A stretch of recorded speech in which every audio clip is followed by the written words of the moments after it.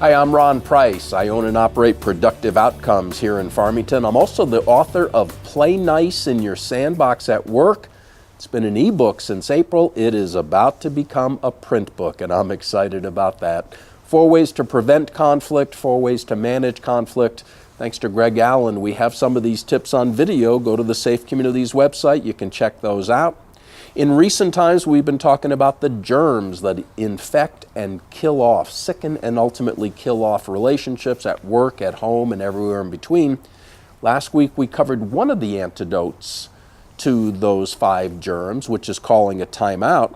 Today, I want to talk about the ability to communicate in those difficult moments, when the emotions are strong, the pressure's on, the heat is rising.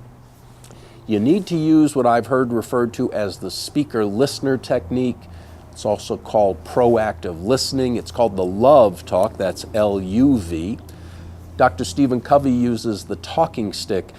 The principle is that, as I mentioned in chapter 4 of my book, everybody wants to be understood, and so often people are trying to be understood at the same time, both talking, neither listening, zero communication. So after you've called a timeout, as we talked about last time, when you come back together, use the speaker-listener technique. One of you assumes the role of the speaker, one of you assumes the role of the listener, and you take turns. If you're the speaker, you're going to speak respectfully. I'm going to tell you right now something you already know, but if you start off a conversation with somebody else with a put down, "You idiot, listen to me," or "What did you take stupid pills this morning?"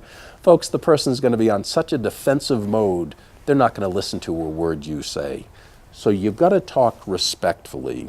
For this technique to work, you have to talk briefly. If you go on and on and on, the person you're talking to is not going to be able to really grasp what you're saying.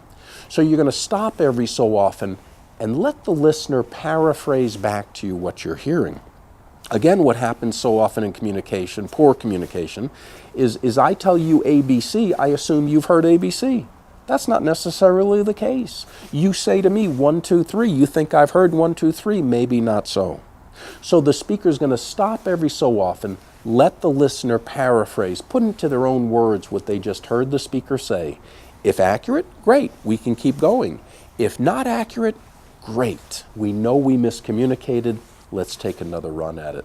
Folks, communication isn't all that tough. We have to keep our emotions in check, stay in that thinking part of the brain that I mentioned last week, and give each a chance to speak well and to be listened to and understood. If you'll do that, you'll find your relationships improving. I promise you, you'll be glad you did.